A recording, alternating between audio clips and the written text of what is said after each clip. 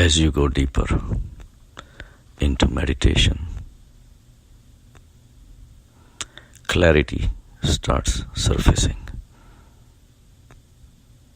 And this clarity also shows the mistakes of the mind.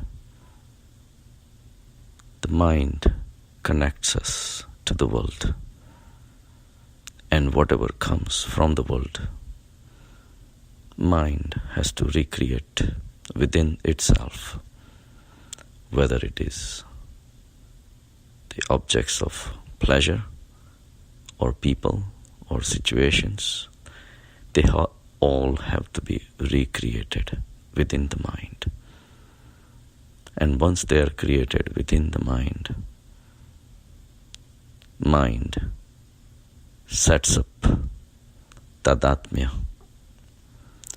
Tadatmya is a beautiful word, meaning tat atma. You are my atma. All the objects which are coming from outside, all the people who are coming from outside, all the situations coming from outside, the mind starts believing that it is that. And before you know, the mind starts going after these objects. And who would not, if they believe what they are, they try to protect, hold on to, cherish. Everybody loves themselves. The only problem is mind is under the illusion, under the spell of the Maya. Because of the close contact with the outside objects, we start believing that that is the source of our life, source of our pleasures. We cannot do without them. We get attached, we get addicted, and we want to keep seeing that image again and again. Whether it is the object of pleasure or a person, we want them in our life. Because mind has created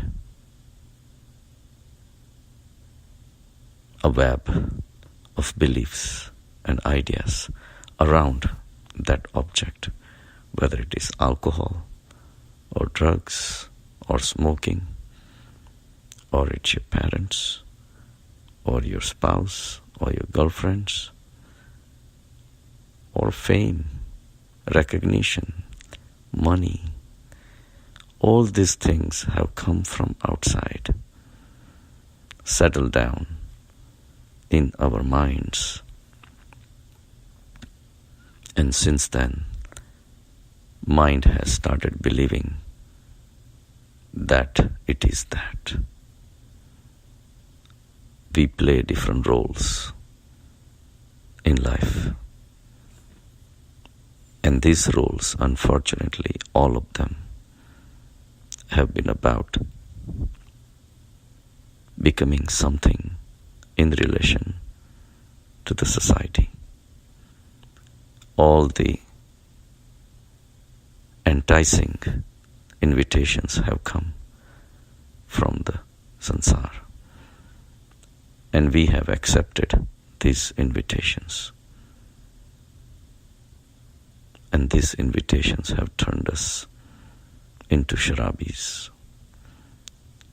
We are drunk with materiality. We are drunk with alcohol, drugs, smoking, addiction with people, fame, recognition, sex, drugs, etc. Everything has poured into our minds. And with the trick of the mind and foolishness of the mind, we have started believing that we are those.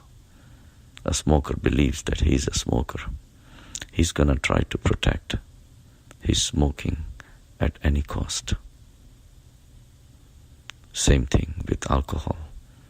Same thing with lover being addicted to his girlfriend or her boyfriend, whatever.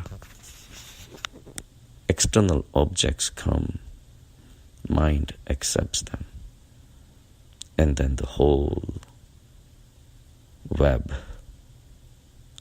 like a spider's web, is created within our mind. And in our own web, we remain trapped like a cocoon. These silk webs we have tied around us all the time. From the time we wake up till we go to sleep at night, and even in the dreams, all we do is think about these objects of pleasure. We are drunk with this liquor called sansar, the society, the world. And our mind is filled with activities to fulfill these roles. And yet, none of these things are real. Whatever information has come from outside, we have allowed it to enter within us. That even includes the sharab of religions. We have started believing that we are Jains, we are Hindus, we are Muslims, we are Christians. All this information came from outside. And we kept on creating the cocoons around these limited identifications. And these cocoons have been created by our thought processes. And thoughts means nothing but the mind. Every time we have thought about that object, we have created another silk thread around it. We cherishing it. We try to preserve it. We fight for it. We kill for it. We die for it.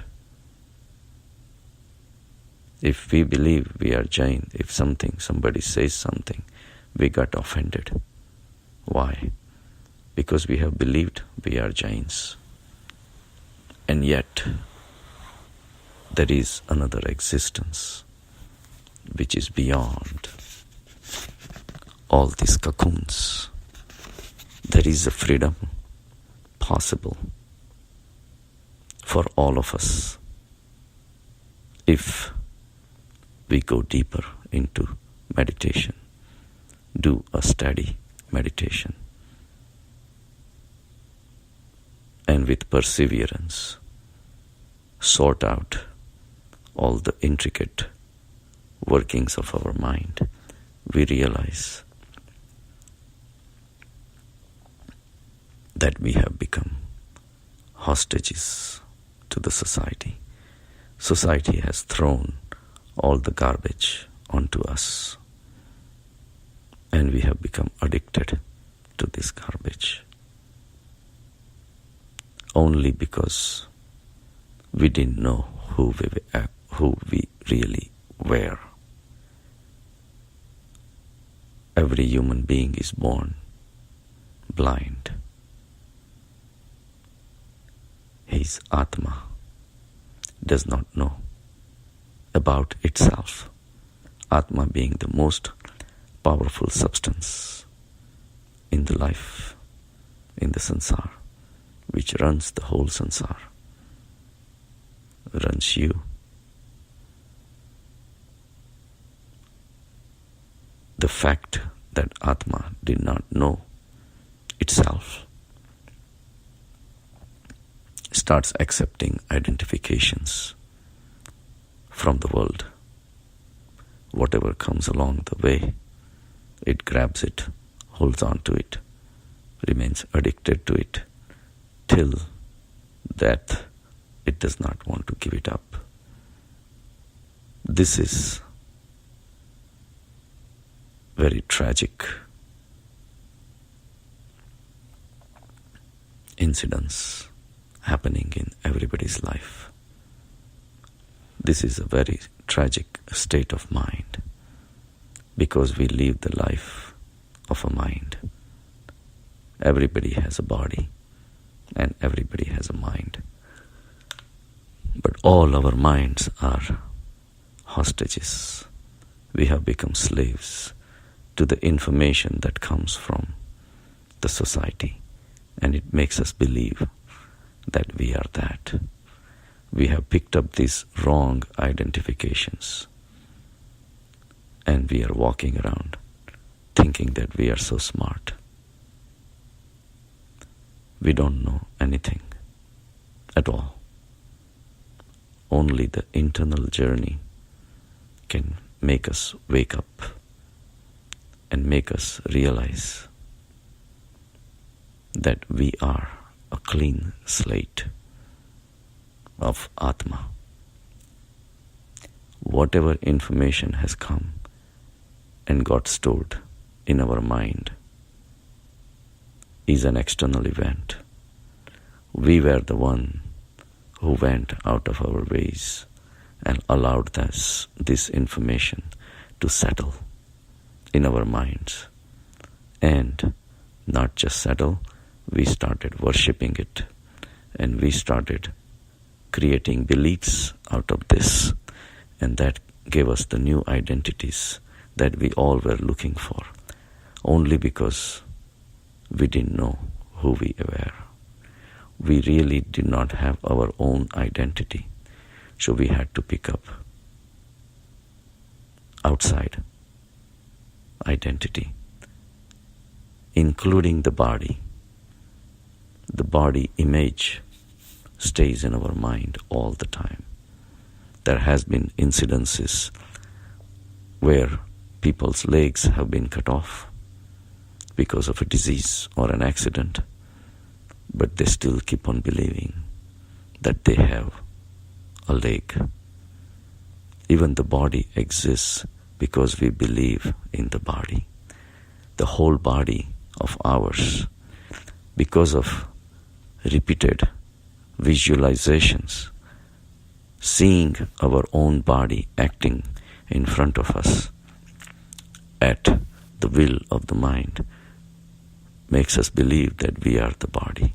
And that's the biggest illusion we are living in. Even the body is addictive.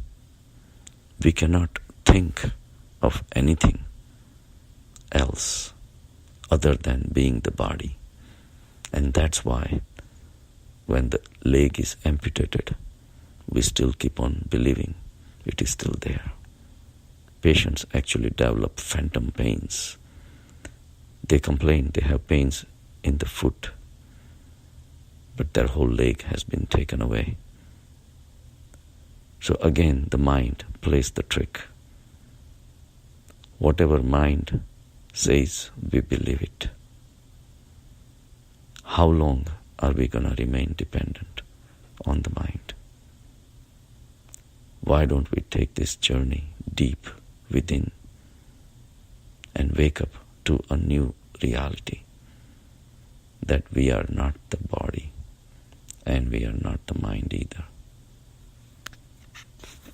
The body, the mind, and all its addictions, all identifications, the belief that you are the father, you are the mother, you are a doctor, you are an engineer, all these are just the roles you're playing and has no real, authentic value except in the society. But society itself is not real. It keeps on changing all the time. All the pleasures that we call pleasures of the society have come And we have recreated these objects and kept on worshipping them for a whole life. This worshipping is nothing but slavery. Slavery to the idea that I need alcohol. Slavery to the idea that I need to smoke. Slavery to the idea that I am a Jain, I am a Hindu. These are all slaveries. We have created our bondages, and it has been our choice. It's time to reverse the journey. It's time to wake up to a new reality, a reality which is a real reality. We are a mirror. We always have been a mirror. A mirror does not get attached to the objects or people in front of it. Our Atma is in a pure state of mirror. It only reflects the society. But mere reflection would have been fine. But we made a mistake to jump out of this mirror, and we started holding on to whatever identifications were thrown at us. And now we have forgotten that we are nothing but a clean, pure mirror. Just a witness of the whole sansara. Only by gradual, steady meditation you can rise higher into a state of pure consciousness and realize all our addictions of beliefs that we are the body, we are a male, we are a female, all the roles which are playing, we are that, and the addictions that we have picked up, the whole big composite bag full of tricks our mind has been playing on us. It's time to realize the inferior nature of the mind and realize the superiority of our true consciousness, the Atma. Atma has to shine. It's only the Atma that has been giving the light. But under the illusion, we have picked up an inferior state of existence. And it is a sad state. It is a shame for humans to accept anything lower than what we are. Humans are the only one capable of reflecting within and realize that the sansara is nothing but a reflection within us, and we have to treat it as a reflection, not as a life. There is much better, much bigger existence possible, which is free from all the bondages, which are our own creations, which are our own addictions. We have to break these addictions, and the freedom is waiting for us. The joy of being free is priceless. Have a good day.